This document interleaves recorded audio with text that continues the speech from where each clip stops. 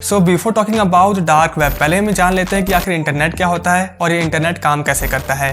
जब हम बहुत सारे कंप्यूटर्स को एक दूसरे के साथ कनेक्ट कर देते हैं with the help of wire, then वो जो सारे कंप्यूटर होते हैं उनके सर्वर्स एक दूसरे के साथ कनेक्ट हो जाते हैं, जिसके बाद जो कंप्यूटर हैं वो एक दूसरे के साथ कम्युनिकेट कर सकते हैं।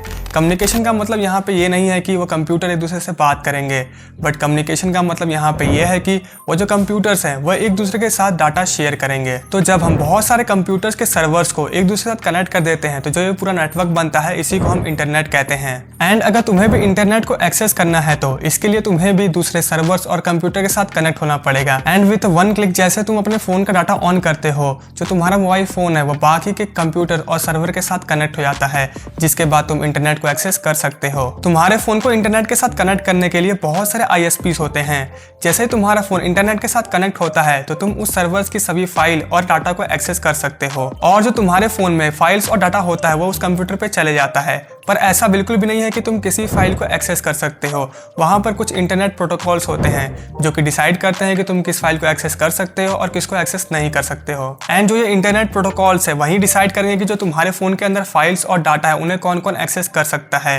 तो आई होप तुम्हें पता लग गया होगा कि इंटरनेट क्या है और ये काम कैसे करता है। इंटरनेट दो पार्ट्स में डिवाइडेड है। First one is surface web and the second one is deep web. और जो ये डीप वेब है इसी का एक डार्क कॉर्नर है जिसको कि हम डार्क वेब कहते हैं। डार्क वेब में इस दुनिया की हर एक इनलीगल एक्टिविटी होती है, जैसे कि ड्रग को बेचना, वेपन्स को बेचना, लोगों को टॉर्चर करवाना, लोगों का मर्डर करवाना, हिटमैन को हायर करना, और यहाँ तक कि यहाँ पे ह्यूमंस के ऑर्गन्स को भी बेचा जाता है। एंड कुछ इनलीगल एक्टिविटीज तो इतनी ज़्यादा डार्क और डिस्टर्बिंग है कि अगर तुम इनके बारे में जान जाओगे तो तुम्हारे होश उड़ जाएंगे।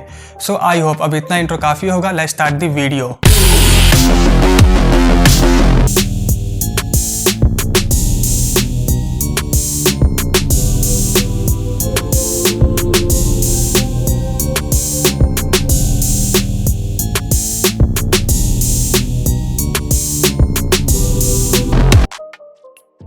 इंडिया में लास्ट के 4 to 5 ईयर्स में इंटरनेट काफ़ी ज़्यादा ग्रो हुआ है। आज हम सभी के पास स्मार्टफोन है और हम बहुत ही ईजिली तरीके से इंटरनेट को एक्सेस कर सकते हैं। जैसे ही हम ये वर्ड इंटरनेट सुनते हैं तो हमारे माइंड में कुछ वेबसाइट्स और ब्राउज़र आते हैं, जैसे कि Chrome, Yahoo, Gmail, Instagram, Facebook, WhatsApp and many more, जो कि हम अपने डेली लाइफ में यूज़ करते हैं। और इतने से इंटरनेट को यूज़ करके हमें ऐसा लगता है कि हमें इंटरनेट के बारे में सब कुछ पता है, but it is not true. जितना भी इंटरनेट हम अपने डेली लाइफ में यूज़ करते हैं वह पूरे इंटरनेट का सिर्फ 4 to 5% ही है, जिसे हम सरफेस वेब कहते हैं। सरफेस वेब का साइज 19 TB है, जिसमें कि 5.58 बिलियन वेबसाइट्स आती हैं, जिसमें से आई थिंक हमने अभी तक 1% भी एक्सप्लोर नहीं किया होगा। तो इसी से तुम ये आइडिया लगा सकते हो कि जो ये हमारा सरफेस वेब है, जो पूरे इंटरनेट का सिर्फ 4 to 5% है, वो भी कितना ज़्यादा बड़ा है। जैसा कि अभी हम लोगों ने डिस्कस किया कि जो सरफेस वेब है वो पूरे इंटरनेट का सिर्फ 4 to 5% ही है, तो जो बाकी का 95 to 96% इंटरनेट है उसमें आखिर ऐसा क्या है। इसी इंटरनेट का पार्ट को हम डीप वेब कहते हैं। डीप वेब सरफेस वेब से 500 to 600 टाइम्स ज़्यादा बड़ा है, जो कि अराउंड 7500 TB है। तो इसी से तुम अंदाजा लगा सकते हो कि जो अपना डीप वेब है वो सरफेस वेब के कंपेयर में कितना ज़्यादा बड़ा है। डीप वेब इंटरनेट का वह पार्ट है जिसे हम इजीली एक्सेस नहीं कर सकते हैं as compared to surface web के।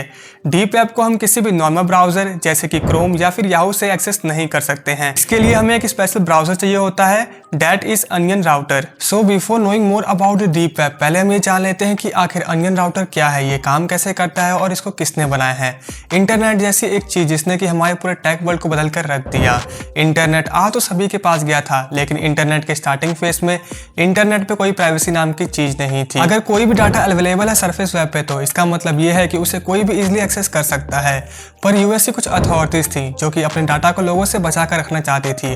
उस अथॉरिटी का नाम था NRL, that means naval research lab. इस अथॉरिटी के रिसर्चर्स ने सोचा कि क्यों ना इंटरनेट का एक ऐसा कनेक्शन बनाया जाए जिसको इजीली एक्सेस करना पॉसिबल ही ना हो। वहाँ पे कौन क्या बात कर रहा है इसे कोई मॉनिटर ही ना कर पाए। उन रिसर्चर्स ने एक कॉन्सेप्ट रखा जिसको उन्होंने कहा the onion routing. Onion routing में बेसिकली ये होता है कि जो इंटरनेट का ट्रैफिक है उसे मल्टीपल सर्वर्स के थ्रू भेजा जाता है और हर एक सर्वर में डाटा और भी ज़्यादा इंक्रिप्ट होते रहता है। तो फिर उन रिसर्चर्स ने इस प्रोजेक्ट पे काम करना स्टार्ट किया और इसे नाम दिया गया the onion routing means Tor. US की अथॉरिटीज ने टॉर को इसलिए बनाया था ताकि जो उनके एजेंट्स और स्पाइस है वो वहाँ पर जाकर एक दूसरे से कम्युनिकेट कर सके और उन्हें कोई मॉनिटर ना ना कर पाए। पर यूएस की अथॉरिटीज ने बाद में इसे पब्लिक कर दिया क्योंकि इसके साथ एक प्रॉब्लम थी।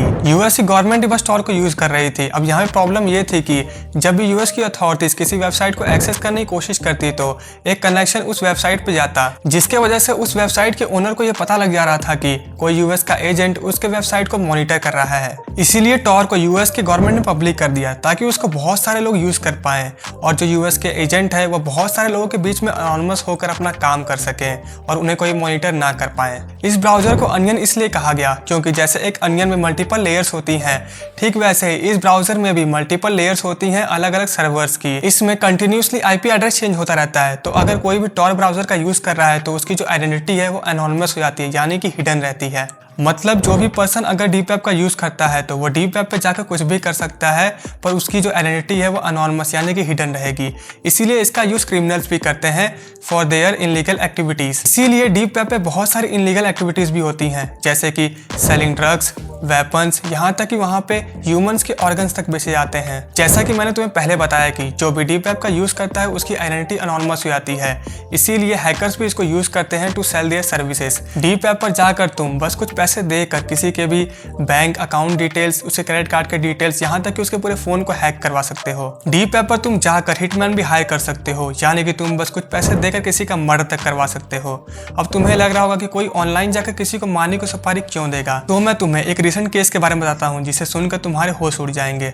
2005 में एक वेबसाइट स्टार्ट हुई जिसका नाम था hireahitman.com। इस वेबसाइट को स्टार्ट किया गया था to provide cyber security services, but इस वेबसाइट का नाम कुछ ऐसा था कि लोगों को लगा कि यह वेबसाइट सर्विस प्रोवाइड करती है टू हायर हिटमैन।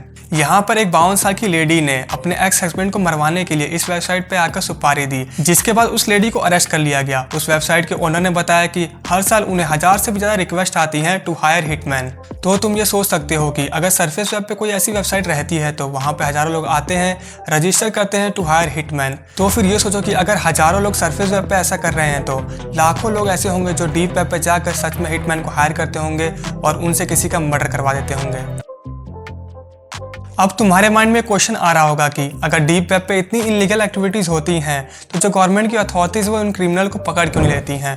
पर ऐसा करना इम्पॉसिबल हो जाता है। अब ये इम्पॉसिबल इसलिए हो जाता है क्योंकि जैसा मैंने तुम्हें बताया कि अगर तुम्हें डीप वेब को एक्सेस करना है तो तुम्हें टॉर ब्राउजर का यूज करना पड़ेगा, पर जब तुम किसी नॉर्मल वेबसाइट को एक्सेस करना चाहते हो तो वहाँ पे एक आईपी एड्रेस होता है जो कि तुम्हारी एक यूनिक आइडेंटिटी होती है ऑनलाइन। अब मान लो कि तुम्हें एक नॉर्मल वेबसाइट को एक्सेस करना है जो कि यूएस में बेस्ड है, तो तुम अपने नॉर्मल से किसी ब्राउजर पे जाओगे जैसे कि क्रोम, वहाँ पे उस वेबसाइट को टाइप करोगे और जैसे ही एंटर क्लिक करोगे तो फिर जो तुम्हारे कंप्यूटर का सर्वर है और जो उसका आईपी एड्रेस है वो डायरेक्टली जाके कनेक्ट हो जाएगा यूएस की उस वेबसाइट के सर्वर के साथ। पर अगर तुम टॉर ब्राउजर का यूज करते हो किसी वेबसाइट को एक्सेस करने के लिए, तो जो तुम्हारे कंप्यूटर का सर्वर होता है वो मल्टीपल कंट्रीज में जाता है और वहाँ पे अलग अलग सर्वर्स के लेयर्स में आईपी एड्रेस लगातार चेंज होता रहता है और जो डाटा होता है वो हर एक लेयर के बाद और भी ज़्यादा इंक्रिप्टेड फॉर्म में हो जाता है। मतलब कि आसान भाषा में तुम यह कह सकते हो कि जो तुम्हारा डाटा होता है वो एक कोड में कन्वर्ट हो जाता है जिसे कोई भी एक्सेस नहीं कर सकता है। इसी वजह से जो भी डीप वेब को यूज करता है उसे मॉनिटर करना लगभग इम्पॉसिबल हो जाता है। इसके पीछे एक सेकंड रीजन ये भी है कि जितनी भी ट्रांजैक्शन होती है डीप वेब पे वो सारी की सारी बिटकॉइंस में होती है और जो ये बिटकॉइन है वो काम करता है ब्लॉकचेन की टेक्नोलॉजी पे, यानी कि जितनी भी डीप वेब पे ट्रांजैक्शन होती है उन्हें ट्रेस करना इम्पॉसिबल हो जाता है। तो जो भी इंटरनेट का 95 to 96% है जिसे कि हम डीप वेब कहते हैं, इसमें भी एक डार्केस्ट कॉर्नर है जो कि डीप वेब का 4 to 5% है जिसे हम डार्क वेब कहते हैं। तो अगर तुम्हें डीप वेब के बारे में जानकर बहुत ही ज़्यादा अजीब लग रहा है और अगर तुम डार्क वेब के बारे में कुछ भी नहीं जानते हो तो जो इस सीरीज़ के अगले आने वाले एपिसोड्स हैं उसमें मैं तुम्हें डार्क वेब के बारे में कुछ ऐसी चीज़ें बताऊंगा जिसे सुनकर तुम्हारे लिटरली होश उड़ जाएंगे। तो फिर इस एपिसोड को यहीं पे एंड करते हैं। इस एपिसोड में हमने देखा कि इंटरनेट कैसे काम करता है, सरफेस वेब क्या होता है और डीप वेब कैसे ऑपरेट होता है। एंड आई होप तुम्हें एपिसोड पसंद आया हो। तो अगर पसंद आया तो लाइक कर दो और इसे शेयर कर दो। तो बाकी जितने भी एपिसोड जो इस सीरीज में आएंगे वो और भी ज़्यादा डार्क होने वाले हैं और अमेजिंग होने वाले हैं। पर उन एपिसोड को देखने के लिए तुम्हें एक काम करना पड़ेगा, इस चैनल को जल्दी सब्सक्राइब कर दो, नोटिफिकेशन को ऑन करके ऑल पे क्लिक कर दो।